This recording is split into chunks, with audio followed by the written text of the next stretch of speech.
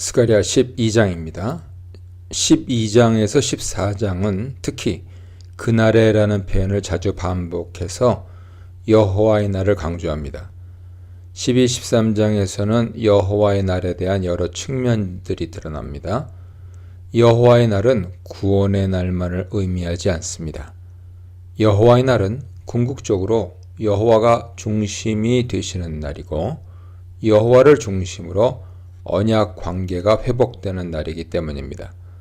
이런 점에서 구원은 여호와의 날의 여러 측면 가운데 한 단면일 뿐입니다.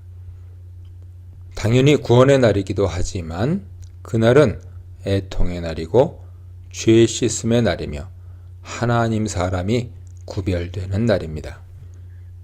1절로 9절입니다. 여호와의 날이 구원의 날인 것은 의심의 여지가 없습니다. 그러나 여호와의 날을 단지 구원만으로 설명할 수 없다는 사실을 명심해야 합니다. 마치 출애굽의 구원이 더 큰 목적을 이루기 위한 첫걸음인 것과 마찬가지죠. 출애굽을 시작으로 이스라엘은 가나안 정착, 온전한 신정 왕국으로의 성장을 향해 나아갔습니다. 1절은 창조주 하나님에 대해 소개합니다. 여호와 곧 하늘을 펴시며 땅에 터를 세우시며 사람 안에 심령을 지으신 이가 이르시되. 여호와가 어떤 하나님인가에 대한 인식은 이 단락의 의미추를 결정짓는 결정적인 요소입니다. 예루살렘이 에워싸이고 천하만국이 예루살렘을 치기 위해 모여듭니다. 이런 상황에서 지도자와 예루살렘 주민들의 곤고한 단결이 요구됩니다. 이때 여호와가 어떤 분인가를 인식하는 것은 매우 중요하지요. 하나님이 누구신가에 대한 확신으로 말미암아 닥쳐오는 어려움과 고통 가운데서도 하나님을 의지하고 승리를 확신할 수 있게 되기 때문입니다. 하나님은 세상을 창조하셨고 사람을 창조하신 그 하나님이 이스라엘의 승리를 약속하셨습니다. 2절, 4절은 예루살렘을 강하게 하여 승리하게 할 것이라고 합니다. 2절에 취하게 하는 자는 심판의 잔을 의미하죠. 이사야 51장 22절에 참조하세요. 예루살렘이 취하게 하는 잔이 된다는 것은 예루살렘으로 말미암아 공격하는 나라들이 비틀거리게 된다는 것을 의미합니다. 3절의 무거운 돌도 비슷한 의미를 지닙니다. 돌의 무게를 대수롭지 않게 여기고 들어 올리려 했으나 오히려 돌의 무게에 짓눌려 들어 올린 사람이 상하게 될 것입니다. 5절, 6절은 지도자와 예루살렘 주민의 협력으로 승리를 얻게 되는 것을 말씀합니다. 이런 예루살렘 주민들의 지지는 11장에서 줄곧 묘사된 목자와 양떼의 갈등에서 드러나듯이 목자 역할을 제대로 감당하지 못하여 양떼들이 피해를 보는 상황과 크게 대조를 이룹니다.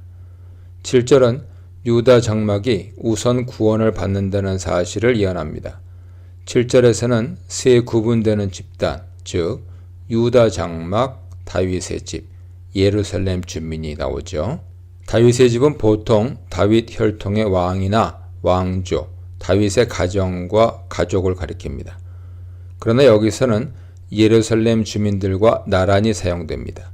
5절에서 유다의 우두머리 지도자와 예루살렘 주민이 나란히 사용되는 것으로 볼 때 다윗의 집은 유다 지도자를 가리키는 것으로 보이죠.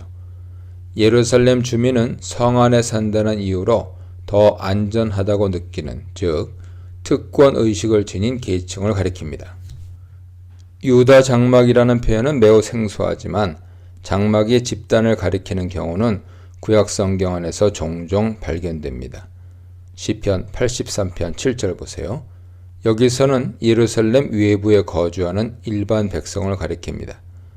유다 장막 곧 일반 백성들을 먼저 구원하겠다는 것은 지도자와 특권 계층 사람들보다 일반 백성을 우선시하겠다는 의미입니다.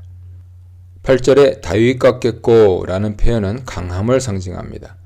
다윗이 통치하던 시기에 이스라엘은 전례 없는 군사적 승리와 더할 나위 없는 안정을 구가했습니다.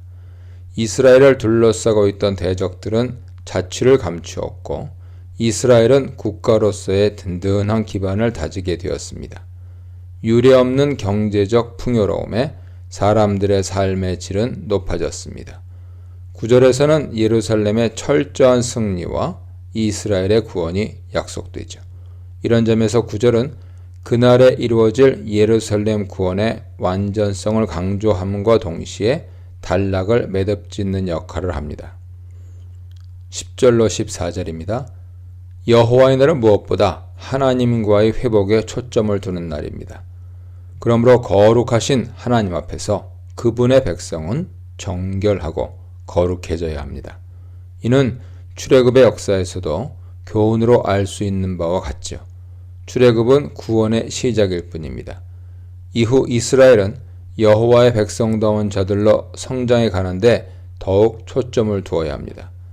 과거 은혜 기억에만 머물러 있어서는 안 되죠. 과거로부터 현재와 미래의 영적 성숙을 위한 자양분을 얻어야 합니다.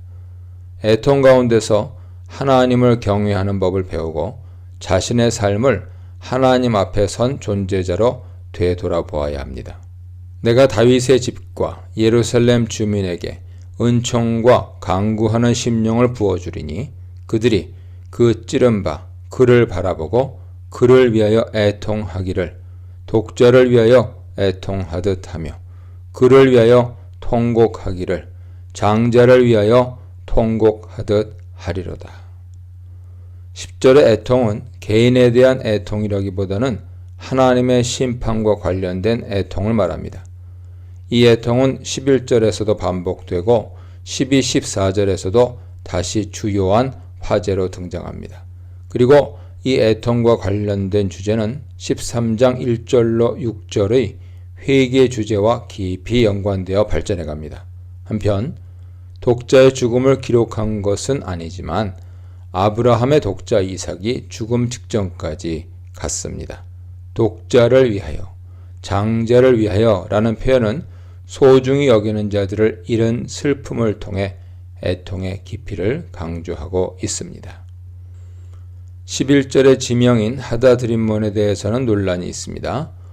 혹자는 하다드를 다산과 관련된 신의 이름으로 읽고 림몬은 폭풍의 신의 이름으로 간주하며 이 신들을 위한 애도의식을 염두에 둔 것이라 해석하기도 합니다. 하지만 문맥상 이 해석은 다소 무리가 있어 보이죠. 한편 무기또 골짜기는 유다왕 요시야의 죽음을 애도한 장소를 가리킵니다. 역대하 35장 보세요.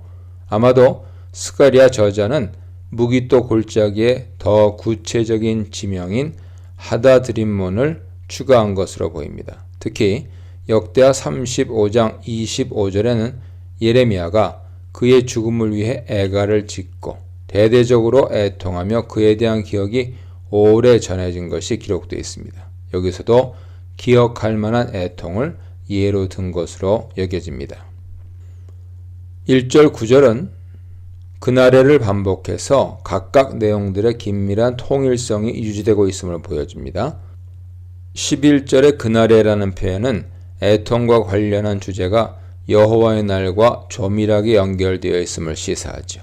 곧 1절로 9절은 예루살렘 구원을 주제로 삼고 있지만 여기서는 심판으로 인한 애통과 회개 주제를 언급합니다. 그러나 이 모든 주제가 그날에 곧 여호와의 날에 관한 것입니다. 여호와의 날에 구원과 회개는 동전의 양면과 같죠.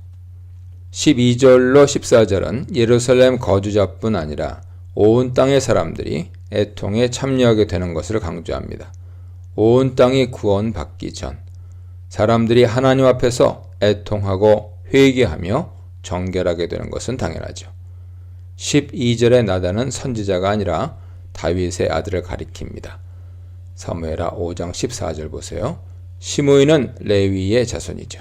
따라서 여러 족속을 언급하는 듯하지만 사실은 다윗 족속, 레위 족속 그리고 거기에 속한 몇몇 족속을 언급한 것입니다. 다윗 족속은 왕족을 대표하고 레위 족속은 제사장을 대표합니다. 이는 이스라엘이 전체로 애통해야 한다는 것을 강조하기 위해 대표적으로 두 지파를 선택한 것으로 보입니다. 예루살렘의 변화된 유상, 예루살렘의 변화된 역량, 예루살렘의 내적인 변화에 대해 묵상해 보시기 바랍니다.